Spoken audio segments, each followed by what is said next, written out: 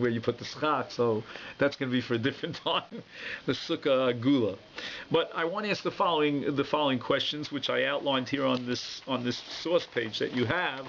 The first question is, what's the status of a traveler who is on his way to perform a mitzvah?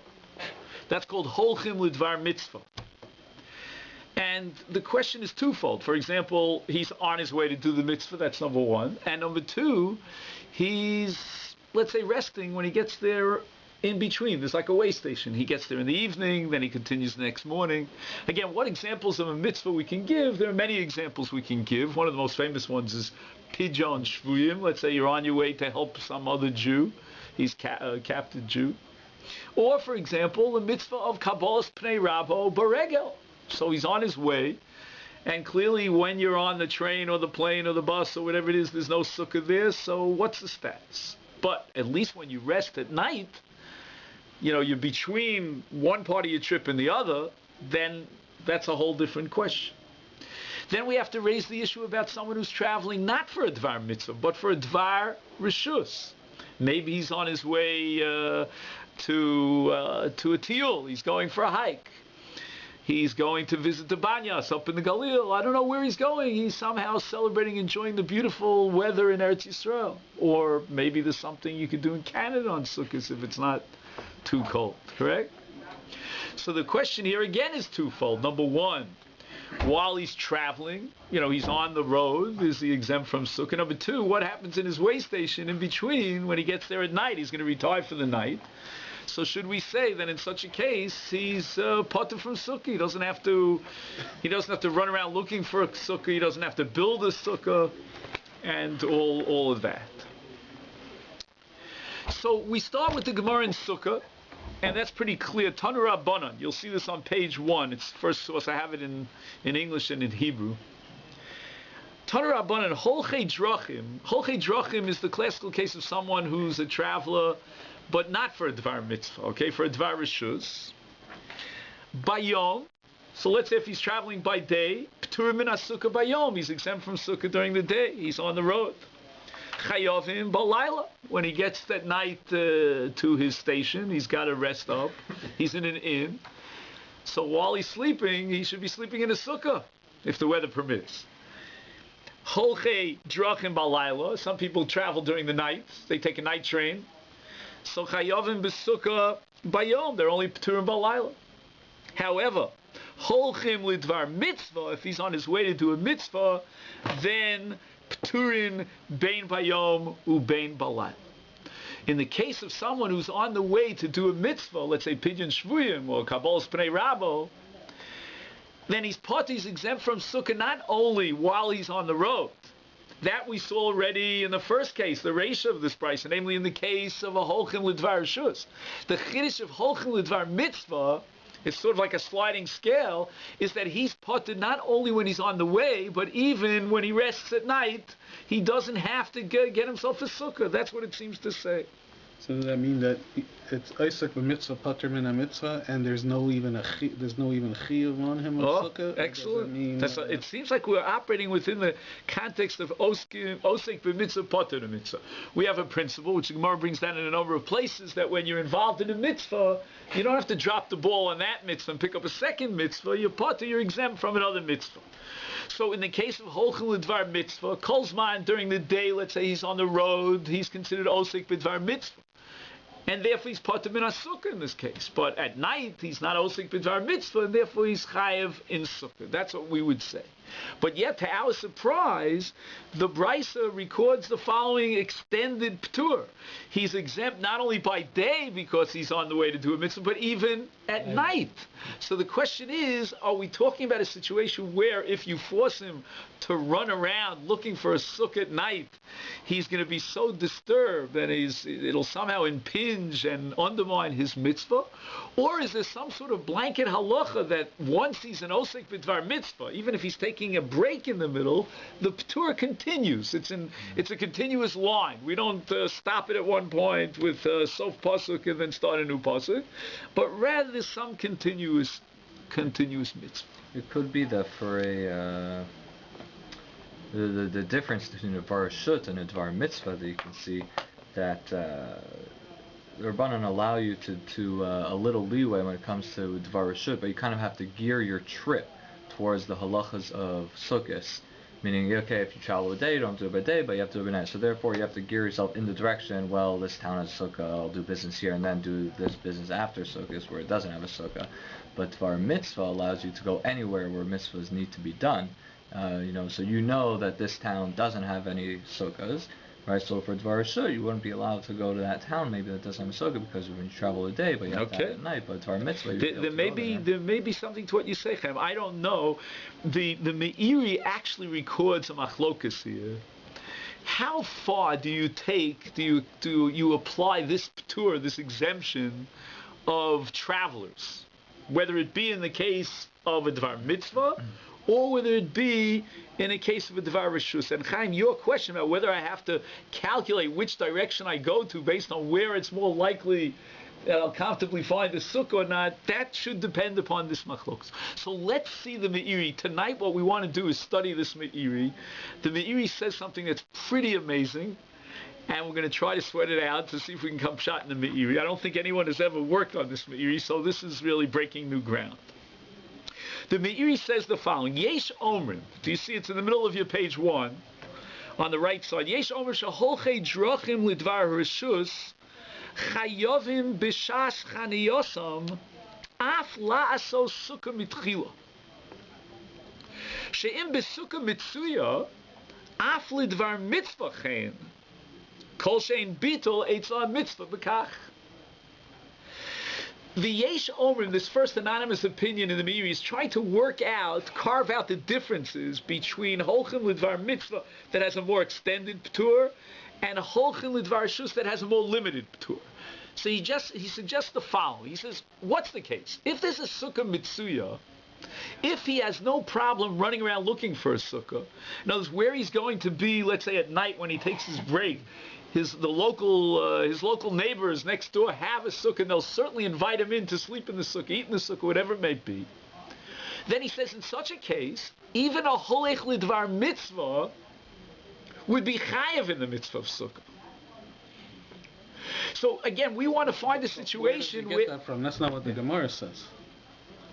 Well, again, he's assuming, as we're going to come back to the Osik b'mitzvah pater mitzvah, that Osik b'mitzvah pater mitzvah doesn't apply if I can just as well do the mitzvah and pick up the second mitzvah without dropping the ball in the first mitzvah. So, for example, if I'm wearing tefillin, in the most extreme case of tzitzis, and an ani comes knocking at the door, I can give him a pruta without having to undermine the mitzvah of tzitzis or tefillin. So, if at night I go to sleep, and I can sleep comfortably in a sukkah, it's absolutely accessible to me. That's what he calls a sukkah mitzuya. I understand what he's saying, but how does he explain the Gemara? The Gemara says, Holchel Ledvar Mitzvah Pturin Bein Bayom Ubein Balayla. Oh, so therefore he's going to assume that if the halacha of Pturim in a sukkah is based on Osik b'mitzvah pater mitzvah, which means that to the extent in which if I pick up the second mitzvah, it'll somehow disturb and impair my ability to fill the first mitzvah, then it's talking about a case where at night he won't find the sukkah. He's going to have to run around looking for a sukkah.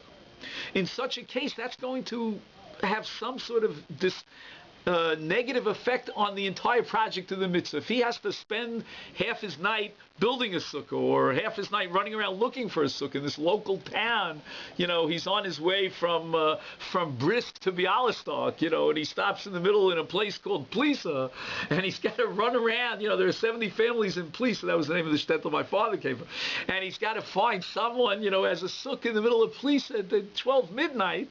How is he going to get up in the morning, early in the morning, for the mitzvah? So that makes sense. So again, according to the Yesh Omrim, to say that there's a blanket absolute ptur because he's osik b'mitzvah, that should apply even at nighttime, and even in the case of a sukkah mitzuya, where it takes no effort on his behalf to move into the sukkah, that doesn't make any sense.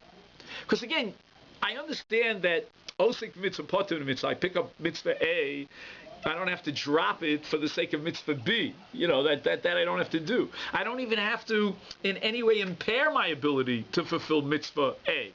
I go with mitzvah A from beginning to the end. But to the extent in which I can have my cake and eat it, I can fulfill the mitzvah A and mitzvah B without in any way damaging or limiting or hurting the mitzvah A, and as I can have my cake and eat it, that's called Efshel L'Kayim Shneim, then there's no ptur of Osek v'mitzvah pater mitzvah. So therefore, in the case of Holchel L'Dvar mitzvah, according to this Yesh Omrim Meiri, the case that we're talking about is a case where there is no sukkah mitzuya, just that it's going to take him a great deal of energy that he's going to have to expend, time and energy, in finding a sukkah, and kolshkein in building a sukkah, that's when he's potter. If that be the case, let's go back one level higher up the rung to the case in the Reisha of Holchim L'Dvar Rishus. Holchim L'Dvar Rishus is going to have an absolute chiyuv at night when he's taking a break, which means he's like you and I. His status of ptur is completely null and void at night, and therefore he's going to have to look around for a sukkah. And he's going to have to knock on doors and find out, call every local person and put out emails. Where can I get a sukkah that night? And if he doesn't succeed, he's going to have to build a sukkah. Why? Because again, if it's a case of a sukkah mitzuya, then even a Holech L'Dvar mitzvah would have to sleep in a sukkah mitzuya or eat in a sukkah mitzuya. It would not in any way undermine his mitzvah. Therefore, I submit to you, Rabbosai, that the Yesh Omer makes a heck of a lot of sense. It's almost, in effect, intuitively what we would have said on our own. But the Meiri doesn't like it. If you take a look at the bottom of page 1, moving on to the top of page 2, he says the following. Anu Mefarshim, we disagree, and we say that af besukkah mizumenes lahem. Okay? We're talking now about a Holchim L'Dvar mitzvah. He's resting at night, taking a break between the beginning and the end of his mitzvah project, and he's got a sukkah mizumenes, which literally means let's say he stops in a local inn, in the we'll call it the Kosher for Sukkahs Inn. That's the name of the. We have our sukkah, and that means that he's invited to use that sukkah. Everything works out perfectly. Says the Meiri's potter. Why? Because he's an osek b'mitzvah. He's an Holech L'Dvar mitzvah. Why isn't Efshel L'Kayim Shneim? What happened to Efshel L'Kayim Shneim, Neil asks. But just imagine what the Meiri say. The Meiri claims that when it says Holchel L'Dvar mitzvah, Pturim, bein bayom, bein balayla, like Rabbi Yisrael was saying before, but Rabbi Yisrael's point was textual. If you read the text, the Meiri sounds intuitively correct, but when you think about the concept of it, where do we find this new idea that because he has the status of Osek b'mitzvah, even though he's resting between one leg of his trip and the next leg of the trip that he's going to continue on tomorrow, he is absolutely potter. Imagine, he's sleeping in an inn. The inn has a local sukkah downstairs in the backyard. Let him sleep in his bed. Let him go up to his room. He's got the comfort of his room. He doesn't have to go out to the sukkah. No ifs, ands, or buts. We're not talking about some sort of Canadian winter and then sukkahs. We're not talking about mosquitoes, nothing. He says he's absolutely potter in a mitzvah, even though the sukkah is mizumenes lo. However, L'Dvar Rishus, now again, there's always this sliding scale, so L'Dvar Rishus has a more limited kind of ptur. Ein sham chiyuv ela b'sheyeh sham sukkah. Says the Meiri, whereas in the case of a Holech L'Dvar mitzvah, even if the sukkah is mizumenes lo, it's right there in front of his nose, he doesn't have to bother sleeping there or eating there.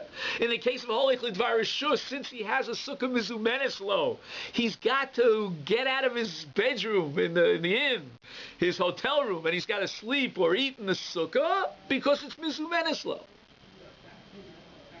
Lo shiyu chayovim la'asosa mitchila. But if he doesn't have access to a sukkah, he's not obligated to build one. So I want to ask two questions on the Meiri, and they're really one question. How could the Meiri postulate that in the case of Holech L'Dvar mitzvah, you're potter b'layla even if there's a sukkah mizumenes lo. That just doesn't fit into the context of osik b'mitzvah potter mitzvah. We don't say osik b'mitzvah potter mitzvah and then the second mitzvah is just off the face of the earth. It doesn't exist. It exists. It's sort of hovering we call it in baseball the on-deck circle, right? But as soon as there's an option, an opportunity to fulfill it, then by all means fulfill it. If there's no loss, there's no damage to the original mitzvah, the first mitzvah. So why does the Meiri say that osik holech l'dvar mitzvahs potter even if sukkah mizumenes? And the second question is, we don't understand intuitively, the rational mind rejects this concept that in the case of a holech l'dvar reshus. Okay, so first we have to get by the difficulty that he's potter during the day when he's on the road, or if he's a night traveler at night. I mean, he's not. What's the pressing? He's pashut completely removing himself from the midst of sukkah because he's on his way to what? L'dvar reshus.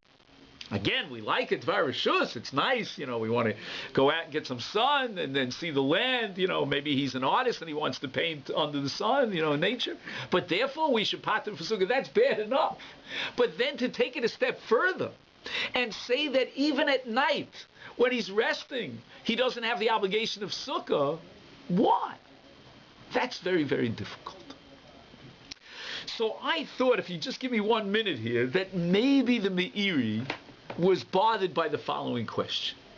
We have a rule, as we said over and over again, ha'osek b'mitzvah poter b'na mitzvah.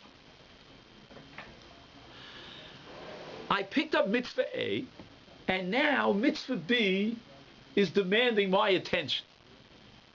So I don't have to cease, I don't have to terminate mitzvah A and my involvement therein for the sake of performing mitzvah B. Tell me, just give me a knee-jerk response to this question. Don't think too hard. Do you need a pasuk to prove that? Or could you derive that from simple logic, from svar ba'alma? I picked up mitzvah A. I'm involved in mitzvah A. I don't have to pick up mitzvah B and drop mitzvah A. What do you say about that? Chaim, what do you say? You be my volunteer here. Do you need a pasuk for that? No. Guess what? Depends. The Gemara derives it from a pasuk. Does not depend on the strength of the mitzvah that you... Oh, good, Joe. That might be it. Maybe that's the secret. Joe is saying, well, do I drop the first mitzvah, which is a mitzvah kala, not a kala in the marriage sense. We're talking about a kala with a kuf, for the sake of a mitzvah chamura. So there is such a sheet in the Tosas Yontif in Mishnayos. He wants to say that when the Mishnah in Avos, in Pirkei Avos says, "Hevi zoyer b'mitzvah kala kivachamura she'iyate yodea scharon shel mitzvos," you don't have the right to pick and choose and weigh mitzvahs on a scale and say mitzvah A is heavier than mitzvah B. Says the Tosas Yontif. You know what the thrust of that comment is? It's not an agadic comment that's coming for the sake of reasons, to give us a certain strength and a power and project us on every mitzvah. And don't think, since it's, I'll be lax about it, such an easy mitzvah. No, that's not. The Mishnah has a halachic implication that if you pick up a mitzvah, which based on, let's say, punishments or whatever your criterion is certainly classified as a mitzvah chamura. I'm sorry, if you pick up, let's say, a mitzvah kala, that's the opposite case. And now a mitzvah chamura comes along, don't drop the mitzvah kala for the sake of mitzvah chamura. That's an unbelievable chiddush. If the Tosas Yontif is correct, then I need a pasuk for that. But let's put the Tosas Yontif on the side because not everyone agrees with the Tosas Yontif. What other possible answer could we give to the question? And once we're mentioning the question, let's just spell out the Gemara. The Gemara says that in the parsha of Kriyat Shema, it says ubelechtecha baderech, beleches didei v'lo beleches the mitzvah. That when you're on the way, that means belechtecha baderech, your own way. That means you're involved in a reshus. Then you're chayiv in the mitzvah of Kriyat Shema. But if you're a holech l'dvar mitzvah, in other words, if you're involved in a mitzvah, then you're poter b'na mitzvah. So the Gemara has a drasha for it. So let's try to analyze how the Meiri, again, we're just we're just inventing this. We're just creating this yesh me'ayin. How did the Meiri analyze this Gemara, this principle of osik b'mitzvah poter mitzvah? If it simply means don't drop mitzvah A in order to perform mitzvah B, the Meiri was disturbed by that, because I don't need a pasuk for that. That's just intuitive. That's logical. I couldn't imagine otherwise, to drop mitzvah A for the sake of mitzvah B. My eye. Well, he's obviously learning that as long as you're involved in mitzvah A, you don't have the chiyuv of mitzvah. Correct. Excellent. I call it a ptur. In other words, the halach of osik b'mitzvah poter mitzvah, according to the Meiri, is a very far-reaching principle. What the halach is telling me is that the first mitzvah knocks off the second mitzvah.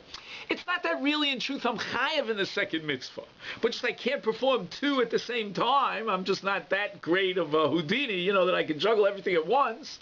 Therefore, I started with mitzvah A, so let me push mitzvah B into the shadows for the meantime on a temporary basis. If that be the case, if I can do shneim, then I will do shneim. But maybe the Meiri saw a much more far-reaching principle here in osik b'mitzvah poter mitzvah. It's a new halach of ptur. The Torah describes this as since he's involved in the mitzvah, he's completely exempt from the second mitzvah. It's not that the second mitzvah is weighing, is lurking in the shadows, waiting to pounce upon you.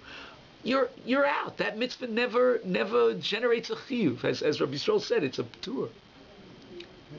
And this got me very excited, because I thought that this might be the key to understanding the Meiri, to unlock the mystery of the Meiri. The Meiri says like this: the Brisa compares and contrasts two holchei drachim, two types of travelers. In one case, holchem l'dvar mitzvah, the ptur is all inclusive. In the case of holchem l'dvar rishus, on the other hand, the ptur is a very limited one, or at least relative to holchem l'dvar mitzvah, it's a limited one. So the Meiri came to the following conclusion. He said, if a osik b'mitzvah poter mitzvah, which is derived from a pasuk, is a brand new halacha that has the power to knock off the second mitzvah, as long as I'm osik in the first mitzvah, I completely knock off the second mitzvah. It doesn't get off the ground. It's a ptur.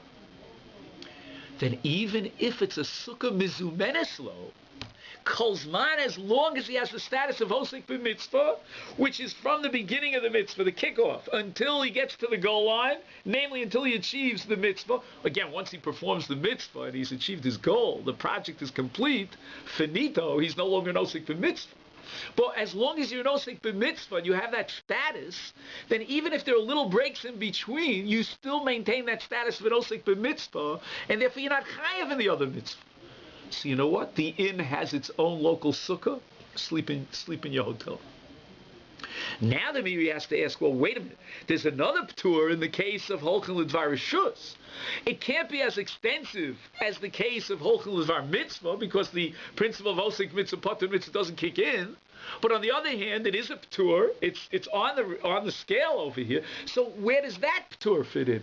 Says the Meiri, that ptur applies when there's no sukkah mizumenes lo, when he has to run around and find a sukkah, or alternatively, if he can't find one, he's got to construct one. That's the ptur in the case of holchem l'dvar rishus. So when the Brisa says that holchem l'dvar mitzvah, you're poter bein bayom bein balayla, it's an absolute ptur. You're exempt entirely. You don't even have to worry about going down from the third floor of your hotel room to the backyard of the inn where there's a sukkah.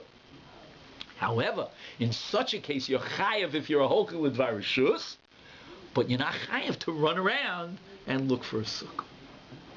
I was very excited about this pshat, but it's wrong. I'll tell you why it's wrong. The Meiri himself rejects this definition of osik b'mitzvah poter mitzvah. He says the following. This is the source in the middle of page 2. He says, Kol shebi'arnu ba'osek b'mitzvah poter min mitzvah. All that we've said about this principle, that one's involved in a mitzvah is exempt from a mitzvah, Perusha, what it means, is sheba'odshu osek ba, otarid ba, poter min mitzvah cheres, hamizdamenes lo, and here I underlined, I bolded the next few words. Hirsch, you don't have the page? Are there any more pages? We should have 1 or 2 more copies of the page here. Is it? It's very important that you see the language, innovative, what we say, right? He says, She'i efshalo lasosa, because if he would pick up the second mitzvah, it's impossible for him to implement the second mitzvah, ela imkain, unless bimini asa shalzu, he somehow impinges on the execution of the first mitzvah. O bi'ikuva, it might slow him down. Aval, and here he spells it out. Kol shu mekayim mitzvah. If he picks up the second mitzvah, the first mitzvah, ubikiyuma, while he's involved in the first mitzvah, yochol lasos acheres hamizdamenes lo. He has now an opportunity to fulfill another mitzvah. That obligation is pressing, and he can fulfill that without in any way being ma'akiv or being monea his full-fledged commitment and fulfillment of the first mitzvah. Lo nemar bo shepoter aleha. We will not say that you're potter. So he's clarifying what he said before. No, what I'm saying is that the Meiri himself, in an earlier context, this is taken on Omid Aleph. The Meiri that we did before is on Omid Beis. This Meiri on Omid Aleph clearly adopts the position of the Yesh Omrim, of the first anonymous opinion as far as how to define Osek v'mitzvah, potter v'mitzvah. The Meiri himself doesn't allow us the flexibility that we'd like to have, namely to expand the definition of osek v'mitzvah, potter v'mitzvah. He rather accepts and adopts the narrow definition of osek v'mitzvah, potter v'mitzvah. That to the extent in which involved in a mitzvah B somehow undermines mitzvah A, then we apply the principle one who's involved in a mitzvah doesn't have to perform the second mitzvah. But to the extent in which the second mitzvah doesn't in any way harm the first mitzvah, then I could do both. Then the Meiri refuses to accept the principle and apply the principle of osik mitzvah, potter mitzvah. So then how does the Meiri then, going back to our original question, present the thesis that in the case of holchel levar mitzvah, you're potter min sukkah balayla, even in a sukkah mizumenes, even though the sukkah is right there in front of his eyes. Shmuel, good. Because my understanding is holchel levar mitzvah is the mitzvah hasn't started. It's rather a hechsher mitzvah for the mitzvah. And that's the chiddush. The chiddush is holchin l'dvar mitzvah. It's not osik b'mitzvah, because holchin is the hechsher mitzvah of the mitzvah. Okay, that could And be. that Would be another answer, an alternative to what Joe is saying as to why we need a pasuk for osik b'mitzvah, potter mitzvah. We could really compile a whole bunch of creative ideas to explain why osik mitzvah, potter mitzvah is not intuitive. It's not based on human logic, but it requires a yalfusa pasuk, a limud. But be that as it may, the Meiri certainly goes on record as to saying that if I could fulfill the second mitzvah without undermining the first, I'm obligated to do both. Because and if that be the case, why would he exempt a holchim l'dvar mitzvah from sukkah balayla, even if it's a sukkah mizumenes? So that's the question we want to address. Chaim, did you want to say something? Yeah, maybe it's something specific to the mitzvah of sukkah. Oh, okay, good. Sukkah is only the... That's what we call briska, din misuya, right. Came to Diru when you're on the road, it's not your house, and if the whole thing's gone. Oh, excellent. Why did we? So if you take a look, I'm sorry, go ahead. Why did we need the pasuk again of v'lech t'chavadera? So again, if the Meiri would have allowed me to say so, I would have said that v'lech t'chavadera is a pasuk that tells me that osik mitzvah, potter mitzvah, simply because of the status as an osik mitzvah, not because the second mitzvah will in any way ruin you as far as the first mitzvah is concerned, or even partially impinge on your ability to fulfill this first mitzvah. Right. No, it's a new halacha that the second mitzvah is irrelevant. It doesn't start. But the trouble is, as I say, as excited as I was about that definition, I can't force it down the Meiri's throat because he explicitly rejects that definition.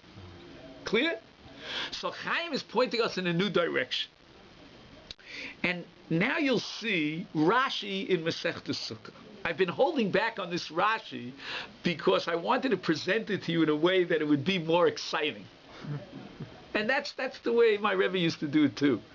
It's important that a Magid Shia be not only clear, and engage hopefully the minds and the hearts of his listeners, but it's also important that he be a little bit of an actor. You know what I'm saying? I never took acting. That's one of the courses I should have taken in college, but I somehow didn't. I got stuck in philosophy, and I never got out of it there. I got past the pre-Socratic philosophers, but I never got to take that course in acting. But take a look at Rashi. Rashi is crystal clear here that this entire brisa should be viewed in a whole different context. We have been thrusting this brisa into the general context that applies universally in halacha of osek b'mitzvah pater in a mitzvah. Rashi doesn't say so. Rashi says in Sukkah Chaf Hei, holchei drachim bayom, pturim in asukah bayom, tichsiv basukos teishvu. The Torah says, dwell in the sukkah. And what does that mean, dwell in the sukkah? We have to define what yeshiva b'sukkah is. Ke'ein yeshivas beisa. Live in your sukkah the way you would live in your house. Tell me something. Do you lock yourself up in the house? Never for those people who have to. But for most of us, Baruch Hashem, as long as we're healthy and God grants us briyut, we go in, we go out, we travel, we come back. It's not an insult to our home, that we travel. A bird leaves its cage. We're not incarcerated in our homes. Kishem, says Rashi. I can't overemphasize this Rashi. Kishem shekol hashana, the whole year round. Eino nimna. He doesn't prevent himself. He doesn't hesitate. Mileches b'derech. For example, Rashi gives the example of Schora, right? So I'm on a business trip. Right here in Toronto, I notice it's very common. People go on business trips.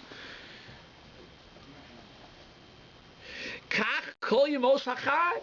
So to the entire days of the festival. She'eno yom tov, lo etzrichu hakosav lemono. Even if it's well, Yontif, you have a problem because the first day Yontif is an absolute chiyuv to eat in the sukkah. But let's say the rest of the days of sukkahs. True, basukkahs teishu shivas yamin. And the more you stay in the sukkah, the more you enjoy the sukkah, the more meals you eat in the sukkah, the more you sleep in the sukkah, dwell in the sukkah, you enhance your mitzvah. But on the other hand, don't turn the bias into anything. Don't turn to the sukkah into anything other than a bias. So we have now an equation according to Rashi. Sukkah equals bias. In other words, yeshiva b'sukkah equals yeshiva b'beisa. If you wouldn't prevent yourself, if it was your own home, from packing out for reasons X, Y, Z, or A, B, C, and I can give you a whole lot of reasons why a person leaves his house, right? So the same thing should apply to a sukkah. If this be the case, my friends, Rashi is taking this brisa and putting it into an entirely different context. We've been working hard to explain this brisa from the perspective of the universal principle of osik v'mitzvah pater. Rashi says, hey, hold on a second. There's a local halacha within the mitzvah of sukkah that should be brought to light here and should be high profile, namely teishvu kein taduru. If this be the case, then the question is, how do I interpret teishvu kein taduru? So one could say that certainly if he's traveling, for any purpose for which he would travel, if he was in his home the rest of the year, that he could travel on Yom Tov as well. On Chol HaMoed, for sure, he would travel as well. And we would apply the principle of teishvu kein taduru. Wait a minute, but what happens at night? Now at night, he's no longer traveling. So the Meiri had this question. And he understood that if this brisa is comparing and contrasting two categories of travelers, one lidvar mitzvah and the other lidvar rishus, once again we have to see it in perspective. He says the following: if a person is on his way lidvar mitzvah, that's a case of teishvu kein taduru, in which because he's on his way to lidvar mitzvah, we exempt him from sukkah. Says Rashi that as long as he's considered an osek b'dvar mitzvah, we apply the principle of teishvu kein taduru. And teishvu kein taduru tells me that he's not obligated in the mitzvah of sukkah. And therefore, says the Meiri, even if he's got a sukkah mizumenes lo, he's pater. Let's understand what this means. If not for the Meiri, before I saw the Meiri, I close my eyes, I don't see the Meiri, I would have told you that teishvu kein taduru excludes the following scenario. It's raining inside the sukkah. It's freezing cold, bitter cold in the sukkah. So you define a Maisi Yeshiva as a Maisi Yeshiva b'Beiso. If it would be so uncomfortable in my house that I would run out, it's raining, pouring in my sukkah, mosquitoes are attacking me, so I would run out of my house. Then Teshuvah came to Dura defines the Maisa Yeshiva. Comes along the Meiri with an unbelievable chiddush. He says something revolutionary.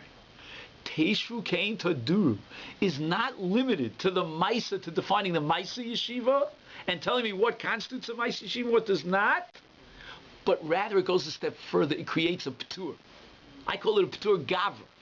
It tells me that if a person is defined by the halacha as someone who leaves his sukkah, then he now has possession, so to speak. He maintains the p'tur of Teshuvah came to do. The Teshuvah came to do is not limited to defining the action of dwelling in the sukkah and what constitutes dwelling. It applies now to the individual. It lifts the individual and alleviates him of his obligation to dwell in the sukkah.